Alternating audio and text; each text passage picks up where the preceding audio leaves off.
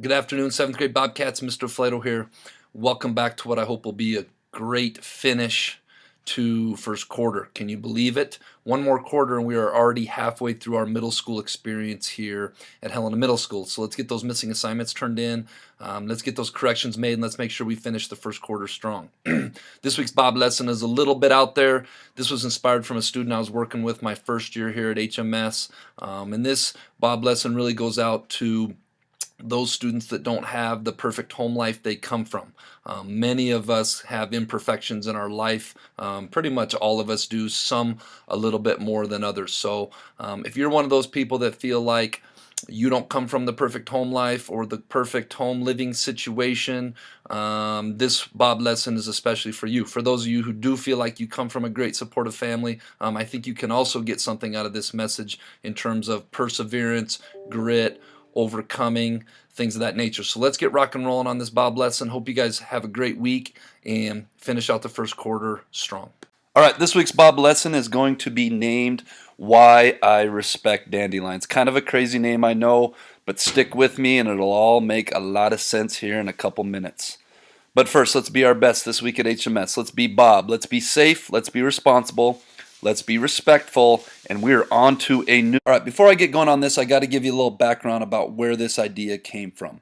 I had this idea last spring, and I have a house, and I have this big lawn where I live. And for some reason, I really take pride in my lawn. I like it looking green and plush and nice.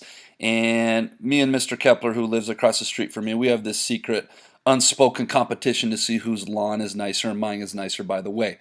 And every spring, sure enough, I have these dandelions popping up. And every spring I get super annoyed by these dandelions popping up. So I spray True Green to come and take care of the dandelions and to feed my lawn so that it's nice and green for the summer.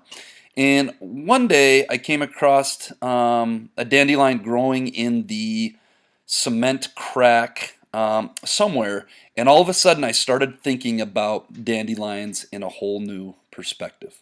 So I started looking at the differences between flowers and dandelions. I think both are actually very pretty, but both are considered to be two completely different things.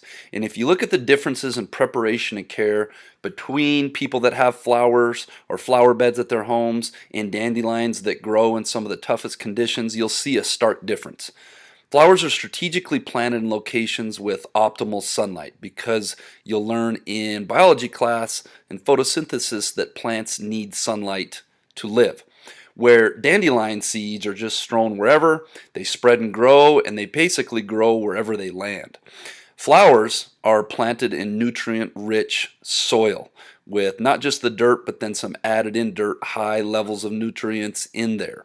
Where the seeds of dandelions grow in dirt, and as you'll see here in a minute in the next slide, sometimes in the cracks of cement, where there's just a little dirt in between some cement. Flowers are watered daily or every other day, where dandelions get their water whenever it rains. There may be dry stretches of days on end in the summer when there is no rain, and they have to persevere and go without. Flowers are given fertilizer as food, so they have their nutrient-rich soil and they get fertilizer in their food in the dirt, where dandelions obviously have no fertilizer added. So one day I was walking and I came across a dandelion growing out of the crack of the cement in a sidewalk. And I don't remember where it was or when it was, but it was very similar to this picture right here. And I kind of had this moment, where I had this new appreciation for dandelions.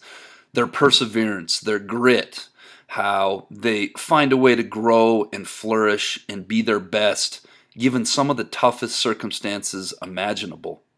If you look at this dandelion seed and how it found its way in between this little crack of dirt, between a brick wall and a sidewalk somewhere, and how it laid down its roots, and without fertilizer and without sunlight, and maybe getting stepped on, it found a way to grow and flourish and be this beautiful plant.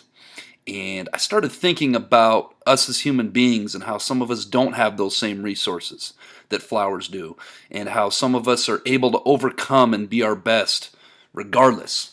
So you may be asking yourself, Mr. Flato, what do flowers and dandelions have to do with me?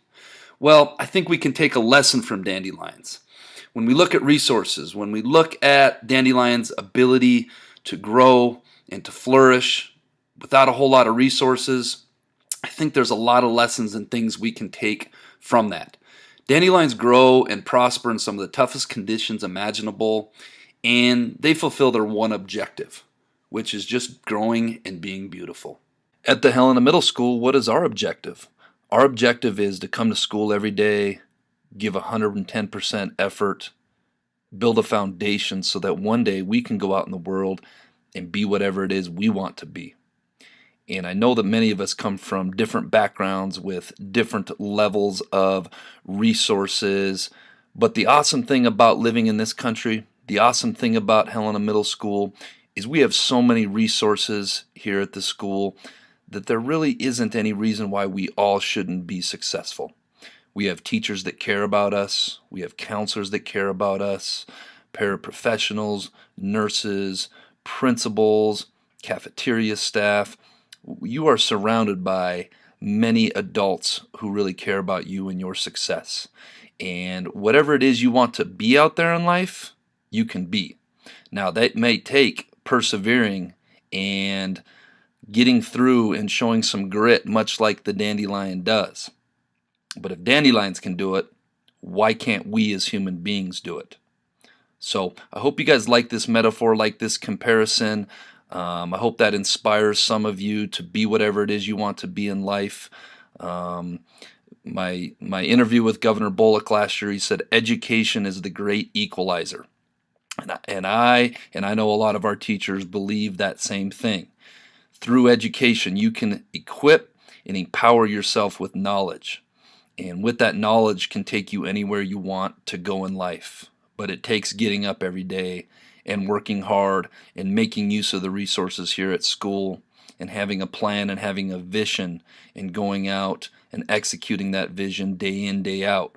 Having the discipline to execute that vision even when you don't feel like you want to.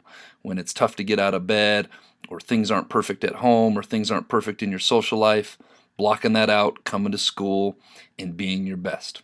This week's quote of the week is, hard work puts you where good luck can find you. Think about that. So much of everything in life is about working hard and being your best. All right, that brings us to this week's Jellybean Question of the Week winners, who are Serenity Banks, Timothy Taylor, James Williams, Shaughnessy Shines, and Madison Weisgerber. The answer to last week's Jellybean Question of the Week was water, always running, and you cannot live without me, but I can live without you. This week's Jellybean Question of the Week, where can you find success before work? If you think you know, submit your answer to Bob Box no later than Friday. Tune in next week to see if you are a winner. All right, Bobcats, let's make it a great week. Last week of the first quarter, let's make sure we finish strong.